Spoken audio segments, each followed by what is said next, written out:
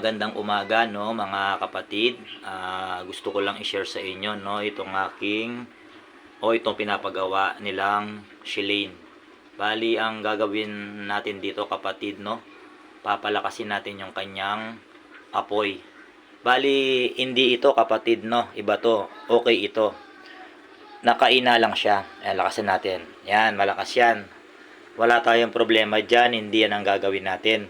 Yung isa kapatid no, yun ang gagawin natin. Pakita ko sa inyo kapatid no kung anong gagawin natin diyan. Ilalapit ko yung camera.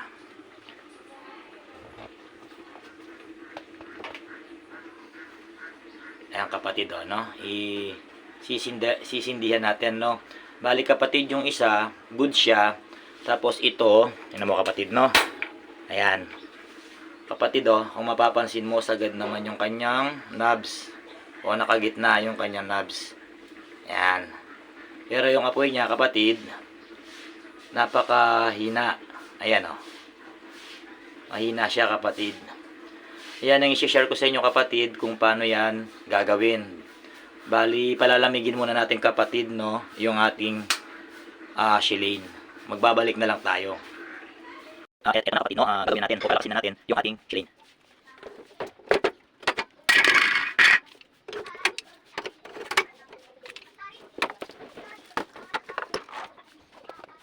Ito kapatid no, yung gagawin natin. Bali tatanggalin muna natin kapatid no, yung lock dito para maano natin. Ayan, yung lock dito kapatid para mabuhat natin ito.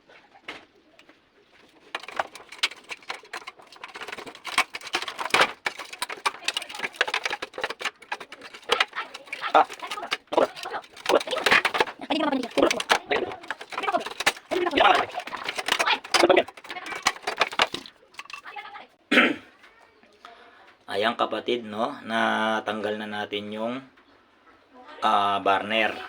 Bali para mapalakas natin yan kapatid no, ang gagawin mo kapatid no, eto tanggalin mo to kapatid sa pagkakalagay dito.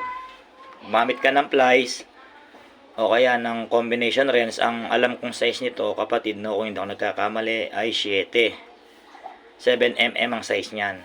Kahit plies pwede rin yan kapatid no. Tanggalin ko na.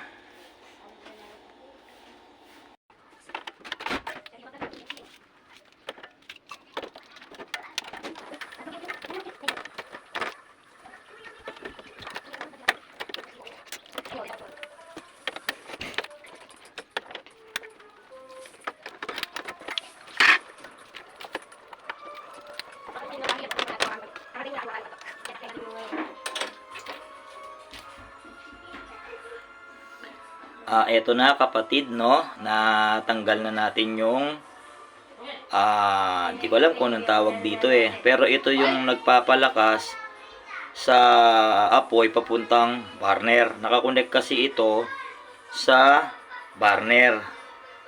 Bali ito siya. Ayan may butas yan. Tingnan natin no kapatid no.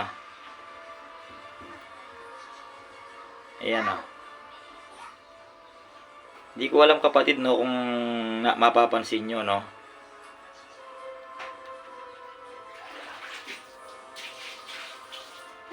Yan mapapansin ba ninyo kapatid na merong dumi o bara yung ating ginagawa. Yan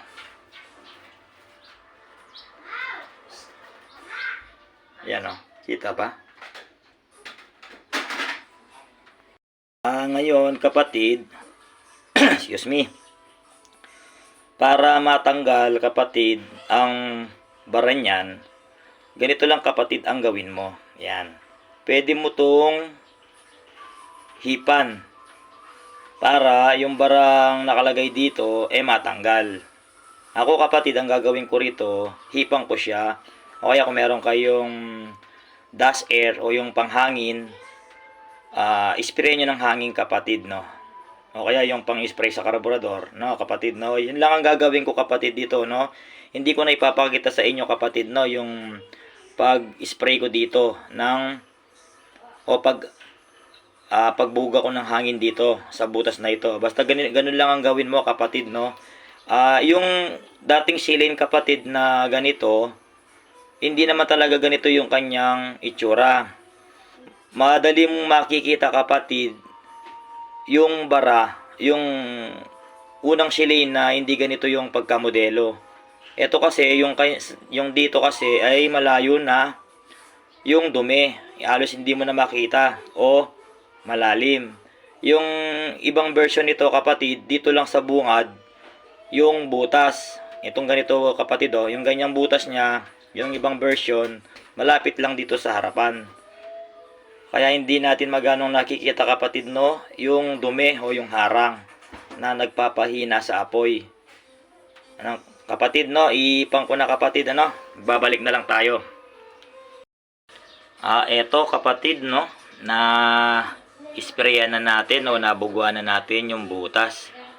Ewan ko lang kapatid kung mapapansin nyo, meron na siyang pagbabago.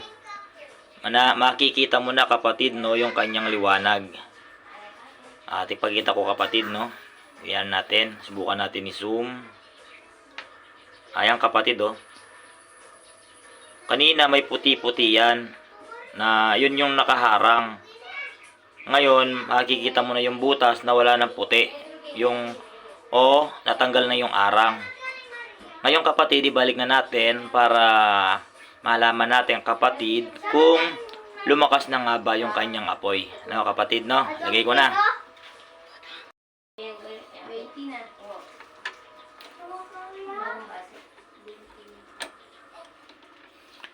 Bago ko nga pala ibalik kapatid tong linalagay kong ito, ang pagtanggal nito kapatid, kung hindi mo pa alam pag nakaarap sa iyo ito, nakaarap sa yung ganyan, ang ikot niya kapatid ay counterclockwise. Ang ibig sabihin po ng counterclockwise, pagka yung para po sa hindi nakakaalam, ang ibig sabihin po ng counterclockwise ay pasalangsang ang ikot, pasalangsang. Tingnan nyo po yung orasan ninyo, yung quartz na orasan. Dapat po yung ikot niya ay pasalangsang o yung pabalik, hindi po yung ikot nung orasan, hindi po counter, hindi po clockwise, kundi counter po ang paano nito patanggal. Baka po mahirapan kayong magtanggal, hindi nyo po alam yung pagtanggal. Counterclockwise po o yung pasalangsang. Thank you po.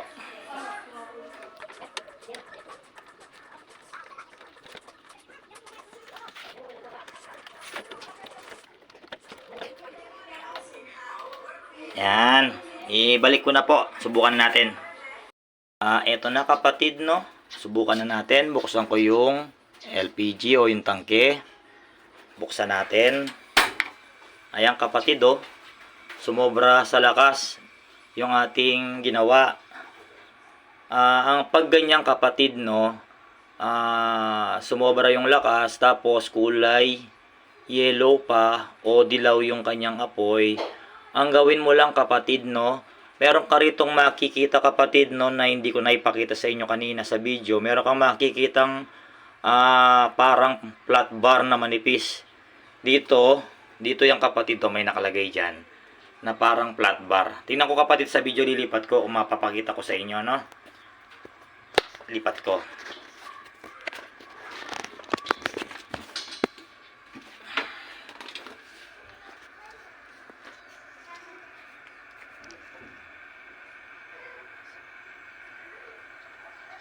Ayan kapatid Yan kapatid, yung kulay dilaw na yan. Yan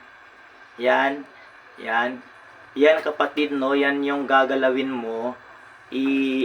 Wala kasi akong taga-awak kapatid subukan kong anuhin Eto kapatid Eto lang kapatid yung iikot mo yan kapatid, dyan, iikot mo yan, yung bakal na yan, iikot mo yan kapatid. Hindi ko lang inahawakan ko kasi yung Shilane, hindi ko maituro ng andaretso sa kamay, hindi ko mahawakan yan kapatid yan yung kapatid yung galawin mo siya, i-press mo ng pataas, i-press mo ng pababa. Tapos kapatid, tingnan mo yung reaction ng apoy, kung anong magiging reaction niya kapatid Dito tayo kapatid sa apoy. Eto kapatid no, gagalawin ko yung kanyang, yung tinuro ko kanina, hindi ko rin kasi alam kapatid yung pangalan nun eh. Gagalawin ko yung kapatid no, itataas ko siya, tingnan natin yung apoy. Ayun no. Bawat galaw kapatid no, may reaction naman yung apoy. Bali ikaw na kapatid no ang pipili kung alin yung apoy na gusto mo. Yan, ikaw na pipili. Yan o. Yan. Yan o. Basta kapatid no, yun lang ang galawin mo. Ikaw na pipili sa apoy. Para sa akin kapatid no, okay na yan.